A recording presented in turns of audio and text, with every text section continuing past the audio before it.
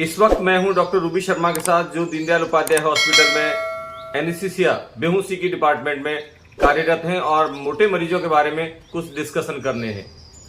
क्योंकि इमरजेंसी तो किसी के भी साथ हो सकती है जो हॉस्पिटल में जाएगा, लेकिन उस इमरजेंसी को हम पहले ही टाइम रहते हुए कैसे ठीक कर सकते हैं कि जिससे हमें मोटापा, तो मोटापे के पेशेंटों के साथ आपका अनुभव रहता है, प्लीज बताएं डॉक्टर शर्मा। जी, मोटापे के मरीज में हम जैसे एनेस्थीसिया हमारे दो टाइप के होते हैं, स्पाइनल और जनरल। जैसे जनरल में हम पूरा बेहोश करते हैं मरीज को, और स्पाइनल में हम पीठ में एक सुई लगाते हैं ताकि नीचे की जो हिस्सा है, जो नाभि के नीचे की सर्जरीज हैं वो हो जाए। तो मोटापे में हमें उस स्पाइनल में भी दिक्कत होती है, क्योंकि मोटापे की वजह से वो कभी कभी हमारी सुई छोटी पड़ जाती है और हमें पता ही नहीं चलता। जैसे एक पतले पेशेंट में हम धीरे धीरे जा रहे हैं, हमें पता चल रहा है कि क्या है, हम किस चीज के अंदर जा रहे हैं। पर मोटे पेशेंट में फैट में ही वो समझ नहीं आता है कि हम जा कहाँ रहे हैं। और फिर कभी कभी 100 से ऊपर वाले मरीज में तो हमारी सुई भी छोटी पड़ जाती है, जिसके लिए हमें बड़ी सुई चाहिए होती है। दूसरा आता है हमारा पूरा बेहोश करने का। हमारा जब पूरा बेहोश करने का होता है तो हमें उसमें मरीज को सांस की नली डालनी होती है, ताकि हम जब बेहोशी दें उस टाइम पर मरीज का जो सांस है हम कंट्रोल कर सकें, क्योंकि मरीज तो खुद नहीं ले पाएगा क्योंकि हमने पूरा बेहोश कर रखा है। तो वो नली नहीं जाती है, वो नली डालने में बहुत दिक्कत होती है। उनके मोटापे, ये उनकी जो ये गर्दन होती है वो छोटी होती है, कभी कभी उनकी माउथ का ये पूरा फैट की वजह से वो खुलता ही नहीं है और नहीं जाती है, और जिसकी वजह से हमें बहुत दिक्कत होती है। यहाँ तक कि हम आईसीयू में जब भी एक मोटे पेशेंट को देखते हैं तो अपने साथ हमेशा एक टीम लेकर के चलते हैं, ज्यादा से ज्यादा, कि मोटा पेशेंट है, सब तैयार रहना, कुछ भी हो सकता है कि इनको नली जाए ही ना।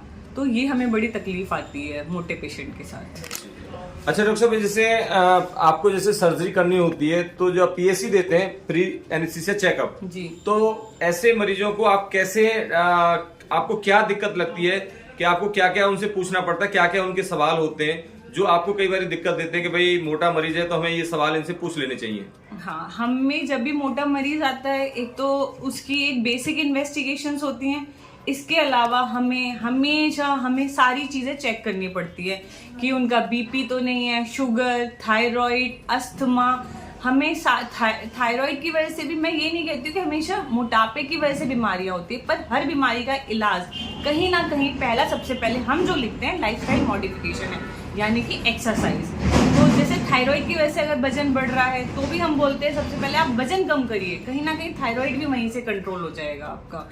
तो वैसे करके बहुत सारी चीजें, हमें सब चीजें, सारे टेस्ट कराने पड़ते हैं। और कभी कभी तो ईसीजी में गड़बड़ आती है तो हमें इको भी कराना पड़ता है, ये देखने के लिए कि उनका हार्ट कितना काम कर रहा है, कितना नहीं कर रहा है।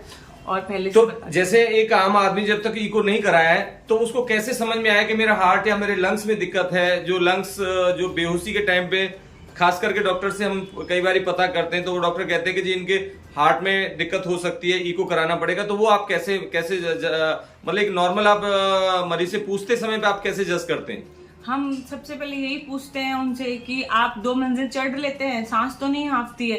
कई मरीज होते हैं पैरों में दिक्कत है, तो हम पूछते हैं कि आप एक समतल सतह पर कितना चल सकते हैं, कि आप 600 से मीटर से ज्यादा चल पा रहे हैं कि कहीं वो भी नहीं हो सकता है कई लोगों से के साथ। और जो मोटे पेशेंट है वो एकदम बेड पर आ जाते हैं।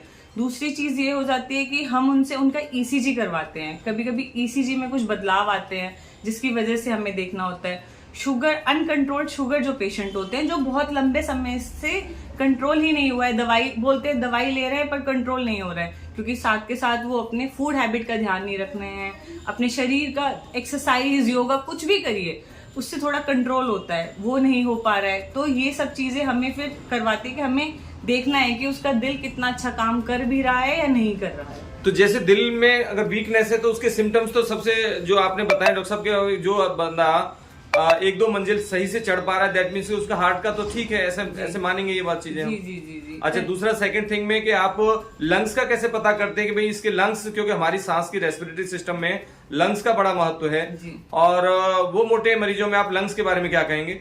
हम लंग्स के लिए हम अपने ऑस्कल्टेट करते हैं। सबसे पहले हम देखते हैं कि उनकी पूरे अच्छे से एयर एंट्री, एक जो सांस आप जब ले रहे हो, जो सांस में हवा जा रही है वो हमें सुनाई देती है। अगर वो अच्छे से सुनाई दे रही है, सब कुछ ठीक है, फिर हम दूसरी चीज एक्सरे करवाते हैं कि एक्सरे में सब कुछ ठीक आ रहा है नहीं आ रहा।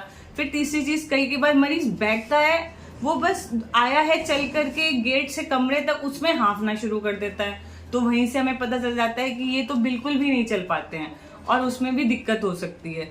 तो ये सब चीजें फिर हमको आगे फर्दर बढ़ाती हैं कि हमें क्या करना है, कैसे करना है, और ये मोटे मरीजों में अक्सर करके होता है ये सब चीजें। अच्छा डॉक्टर साहब, लास्ट में आपसे बस एक अपने दर्शकों के लिए मैं पूछना चाहूंगा कि आप जो ओबेसिटी से, मतलब जो 60 किलो से ऊपर, 65 किलो से ऊपर हैं, ऐसे लोगों के लिए आप क्या संदेशा देना चाहेंगे प्लीज? मैं जरूर बोलूंगी, आजकल शरीर एक पूजा है, शरीर से इम्पोर्टेंट कोई चीज नहीं होती है। अच्छा खाइए, अच्छे से रहिए।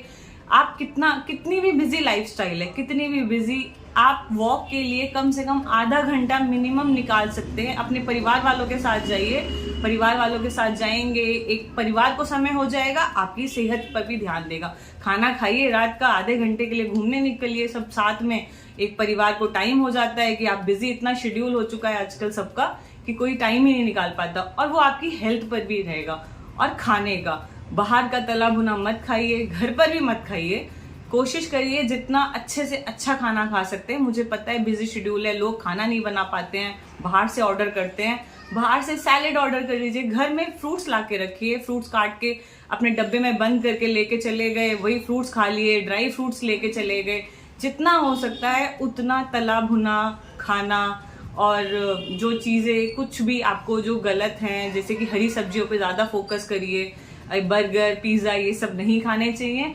हफ्ते में खाने एक बार खाइए, उस दिन 1 घंटा एक्स्ट्रा टाइम निकालिए परिवार वालों के साथ। चलिए बहुत बढ़िया डॉक्टर साहब, बहुत बहुत शुक्रिया आपका। आपसे मुलाकात हुई। जय श्री कृष्ण। जय श्री कृष्ण।